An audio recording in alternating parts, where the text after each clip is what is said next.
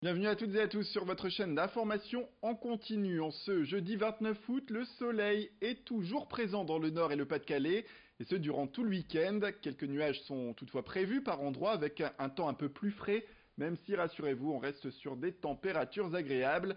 Cet après-midi, on va jusqu'à 25 degrés dans la métropole lilloise, 24 degrés annoncés à Lens et à Saint-Omer, et puis 21 degrés à Dunkerque. Plus d'informations concernant votre météo du jour, ce sera après cette édition. On commence avec cette image, ces obsèques hier à Dunkerque de Fred Rister. Après 9 concerts, l'artiste nordiste qui a contribué au plus grand succès de David Guetta a tiré sa révérence. C'était le 20 août dernier. À l'église Saint-Éloi, la foule était donc présente hier pour rendre un dernier hommage dès 15 heures à ce nordiste devenu producteur, compositeur et remixeur de l'ombre, mais avec un grand palmarès de succès à son actif.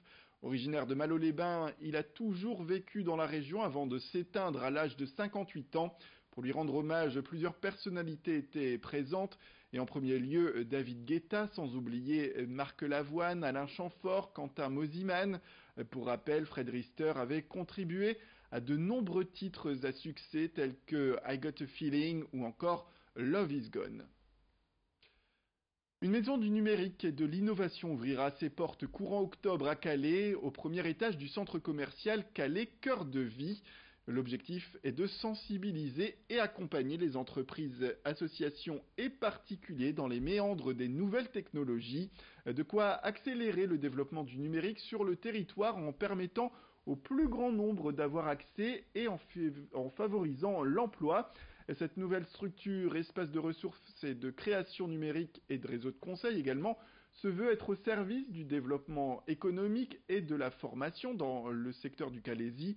C'est un espace également de coworking et une salle de réunion qui sont également à la disposition des futurs usagers. Natacha Bouchard fait le point. La maire de Calais était au micro de Morgane Rénal. Ici, je pense que nous sommes dans un territoire où l'innovation est importante, avec Eurotunnel, avec aussi les technologies du port, avec les nombreuses entreprises qui sont réunies aujourd'hui dans cette association.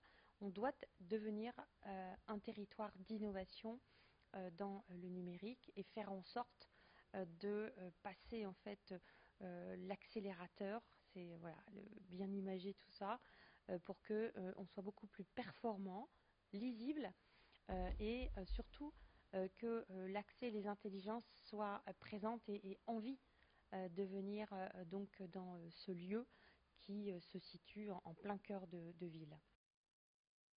Pokémon, Spider-Man, Poupée LOL ou encore Crayon pour Textile, ce sont les noms qui vont résonner dans les cours de récréation cette année. À quelques jours de la rentrée, alors que les cartables se remplissent de cahiers, eh bien les enfants pensent aussi à ce qui va les amuser durant les pauses, et c'est bien normal. Frédéric Boissier, gérant du magasin de jouets Lilo Jouets à l'Isle-et-Lannoy, nous fait un petit récapitulatif des jouets essentiels pour les cours de récré. Il commence d'ailleurs avec les filles. Les petites filles, ben, elles ont tout ce qui est Little Pony qui sont pas mal, les Pet Shop, il y a aussi tout ce qui est Boulol qui a vachement de succès. Et voilà. Les petites filles, elles vont être contentes avec la rentrée et tout ça. Et puis en fin d'année, normalement, il y aura La Reine des Neiges qui va sortir, donc le nouveau film. Et il y aura plein de nouveautés avec toujours Elsa et Anna qui auront beaucoup de succès, je pense, pour cette fin d'année. Et après les jouets qui pourraient le plus le plaire aux filles, place aux jouets qui pourraient susciter l'intérêt d'une majorité de garçons. Alors les incontournables pour les garçons cette année, ce sera tout ce qui est Spider-Man, tout ce qui est en figurine ou en petit accessoire, tout ce qui est les cartes Pokémon qui sont vachement à la mode cette année, et aussi tout ce qui est Fortnite, qui est tiré du jeu vidéo, et puis c'est tout ce qui est figurine. Et voilà. Spider-Man, c'est pour à partir de 4 ans jusqu'à 8 ans. Après, ça devient Fortnite. Et puis le Pokémon, ça démarre à partir de 5 ans jusqu'aux adultes aussi, hein, parce que ça plaît aussi pour les adultes. Et pour terminer, place au reportage qui vous plonge directement dans le passé, mais aussi dans le futur.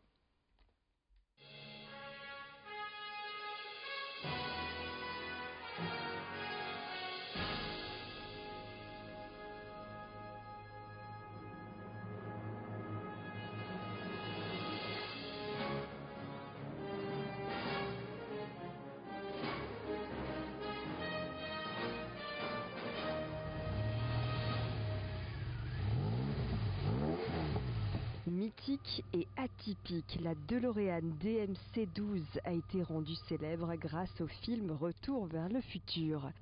Un bolide que s'est offert Renato, enfant des années 80.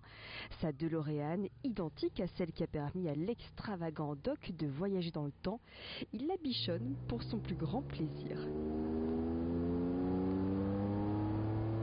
La carrosserie, elle est impeccable.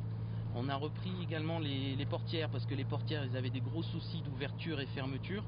Donc maintenant, on a vraiment un véhicule qui, visuellement, correspond à un véhicule comme sorti d'usine. Voilà, et après, on a rajouté quelques petits accessoires pour rappeler le film, donc la petite horloge, l'almanach des sports, le convecteur spatio-temporel que vous pourrez voir derrière, l'environnement de ce qu'on a vécu quand nous on était jeunes. Voilà. Pendant son temps libre, Renato propose des animations pour des anniversaires, mariages ou événements d'entreprise.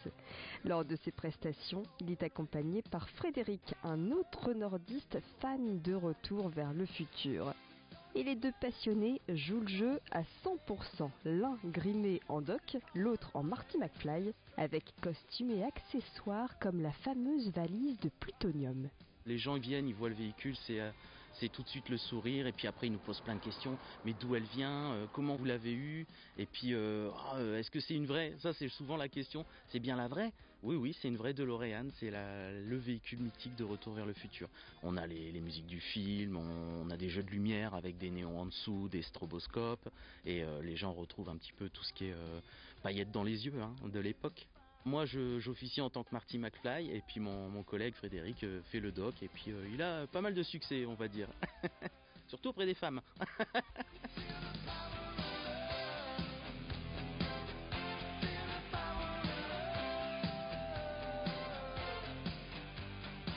Voilà pour ce reportage signé Édile Guinaille. C'est la fin de cette édition, merci à toutes et à tous de nous avoir suivis. Restez avec nous, l'information continue tout de suite, retrouvez vos prévisions météorologiques.